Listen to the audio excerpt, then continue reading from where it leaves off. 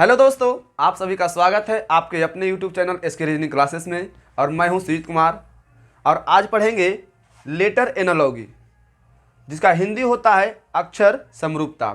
तो इस तरह के चैप्टर में एग्जाम में प्रश्न कैसे पूछते हैं, तो यहाँ पर इस पर हम विशेष चर्चा करेंगे। तो ध्यान दीजिएगा विद्यार्थी जी, यहाँ पर आपको एग्जाम में जो पूछता है उसको लेकर हम समझेंगे। जैसे यहाँ पर बोल दिया, यहाँ पर BO अनुपात CP, यानी कहने का मतलब हुआ बाबू कि यहाँ पर जिस रूप में आपका यहाँ से यहाँ संबंध बनेगा, जिस रूप में विद्यार्थी जी यहाँ से यहाँ संबंध बनेगा, तो उसी रूप में यहाँ से यहाँ संबंध बना देना है। यानी यहाँ पर समानुपात के मतलब बराबर होता है। तो जिस रूप में समानुपात के पहले संबंध बनेगा, उसी रूप में विद्यार्थी जी समानुपात के बाद संबंध बनेगा, समानुपात के बाद संबंध बनेगा। तो यहाँ पर देखिएगा, यहाँ पर BO, यहाँ पर B से पहले C कर दिया, तो सबसे पहले यहाँ पर नंबरिंग कर लेते हैं। तो यहाँ पर बाबू, यहाँ पर ये B 2 नंबर में, O 15 नंबर में है, C 3 नंबर और P 16 नंबर में है। उसी तरह से यहाँ पर M 13 नंबर और Z 26 नंबर में है। तो यहाँ पर देखिएगा, यहाँ पर बाबू 2 से पहले 3 कर दिया, 2 से 3 कर दिया, तो 2 से 3 कर दिया विद्यार्थी जी, तो यहाँ पर 1 बढ़ा दिया।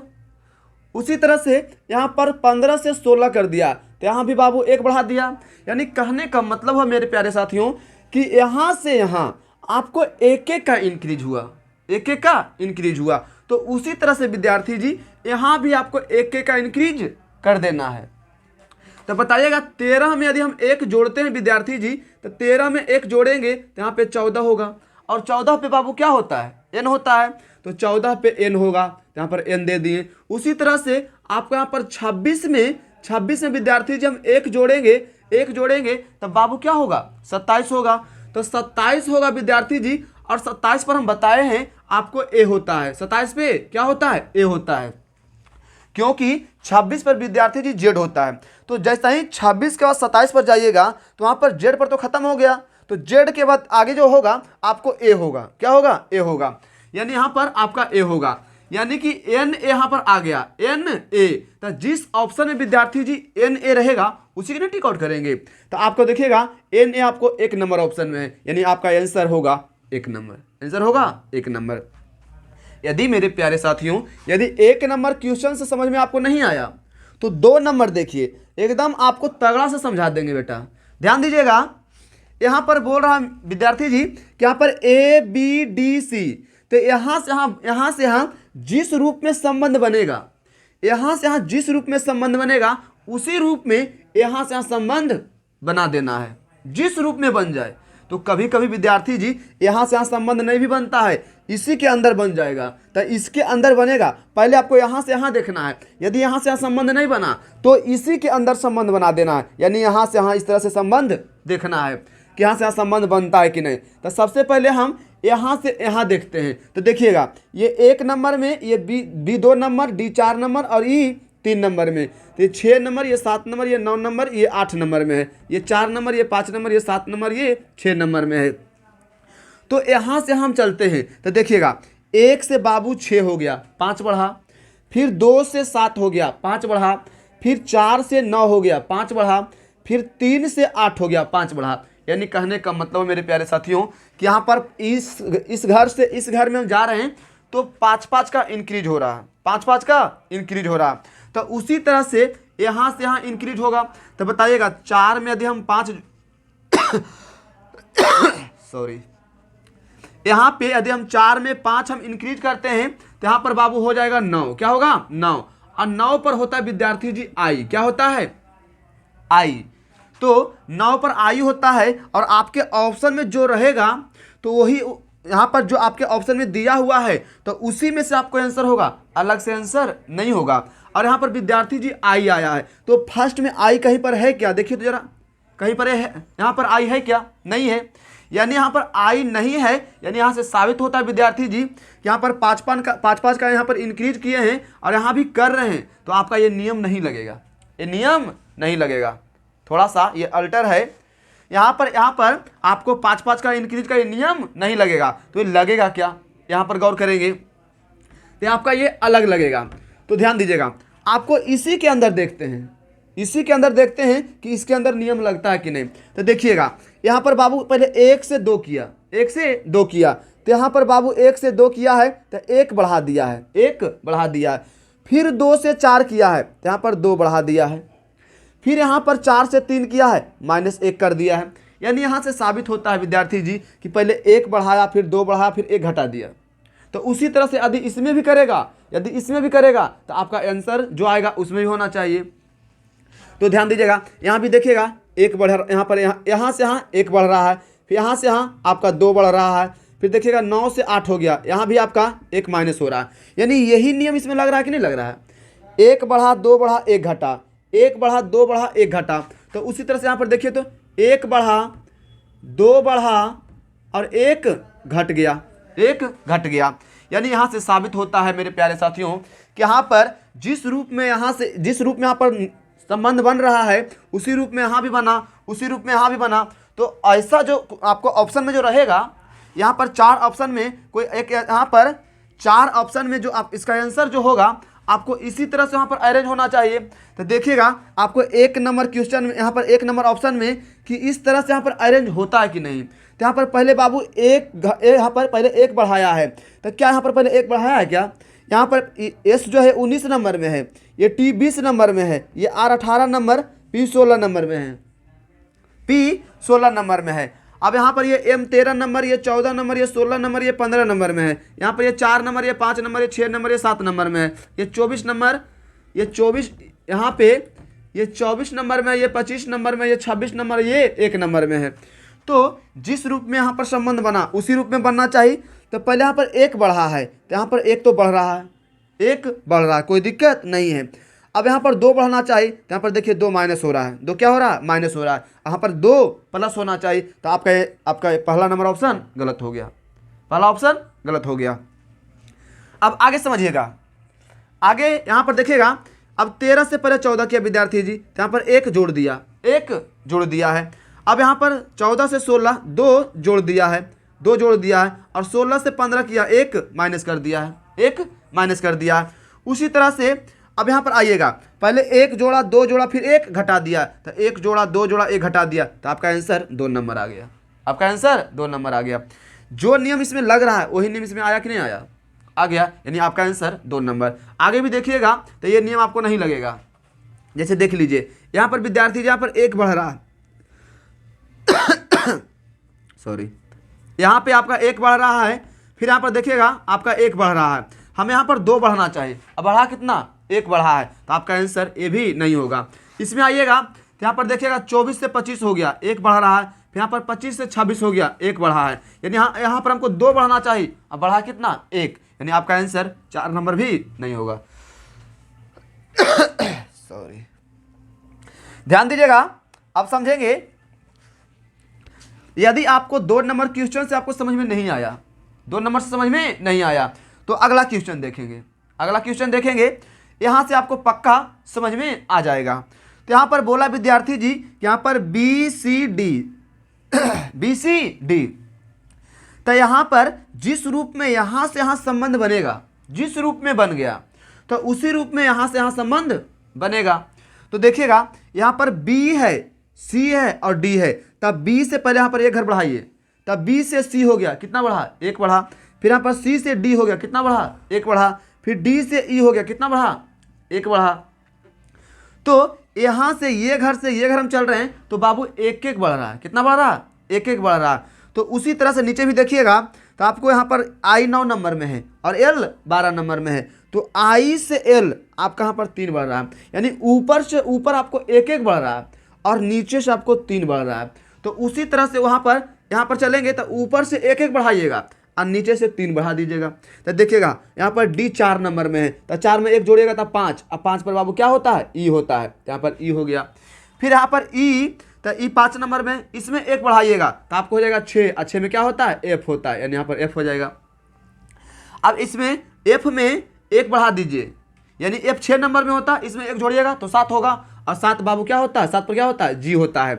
और यहाँ पर ये ओ जो है वो 15 नंबर में होता है, तब 15 में 3 बढ़ाइए, क्योंकि यहाँ से 3 बढ़ा था तो यहाँ भी 3 बढ़ाइएगा, तब 3 बढ़ाइएगा तो 15 3 क्या होता है? 18, और 18 पे बाबू आर होता है। तो यहाँ पर ई एफ जी बटा आर जिस ऑप्शन में रहेगा उसी के लिए टिक आउट करेंगे। तो यहाँ पर ई एफ जी, तो ई एफ जी बटा आर, ई एफ जी बटा आर आपको 1 नंबर ऑप्शन में है, यानी आपका आंसर 1 नंबर होगा, आपका आंसर 1 नंबर होगा।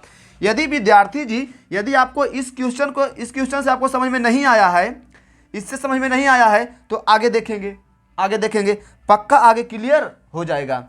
तो ध्यान दीजिएगा, यहाँ पर बोल रहा मेरे प्यारे साथियों, अगला क्वेश्चन में बोल रहा है कि यहाँ पर बी भी एस सी, तब बी भी एस सी को लिखा है यहाँ पर बाई ई एच एक्स समानुपात एम आर सी पी। आगे क्या होगा?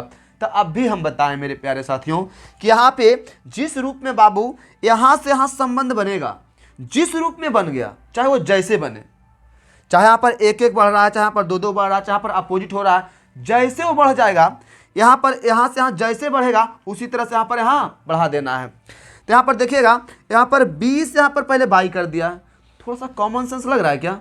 यहाँ पर 20 से बाई किया है, क्या बढ़ाया है? क्या नहीं बढ़ाया है, यहाँ पर ये अपोजिट कर दिया है। क्या किया है? अपोजिट कर दिया है। तब b के उल्टा बाई, अब यहाँ पे v के उल्टा ई, तो यहाँ पर b का उल्टा बाई, v का उल्टा ई, और s का उल्टा h, और c का उल्टा x। यानी यहाँ से साबित होता है विद्यार्थी जी कि यहाँ से यहाँ अपोजिट किया है। क्या किया है? अपोजिट किया है। तो उसी रूप में बाबू यहाँ से आगे हम कर देंगे। तो यहाँ पर ये एम आर सी पी है, तो एम के उल्टा क्या होता है? एन होता है, तो यहाँ पर ये एन हो जाएगा। उसके बाद यहाँ पर आर के उल्टा क्या होता है? आई होता है, तो यहाँ पे हम आई कर देंगे। फिर यहाँ पर सी के उल्टा क्या होता है? एक्स होता है, तो यहाँ पे हम एक्स कर देंगे। फिर पी के उल्टा क्या होता है?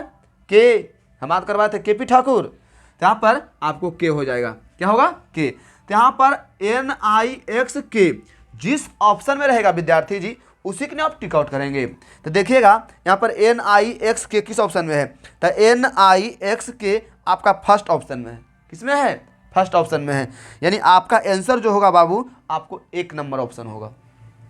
हमें आशा है कि आपको हम 3-4 सवाल बता दिए हैं।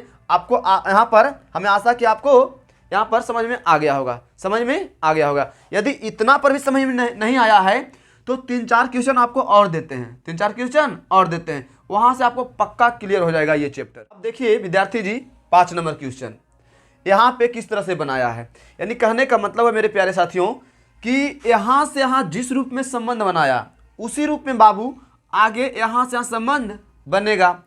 तो यहाँ पर देखेंगे ये L/S लिखा है, और यहाँ पर 12/19 लिखा है, यानी इतना को इतना लिखा है तो उसी रूप में आगे लिखाएगा।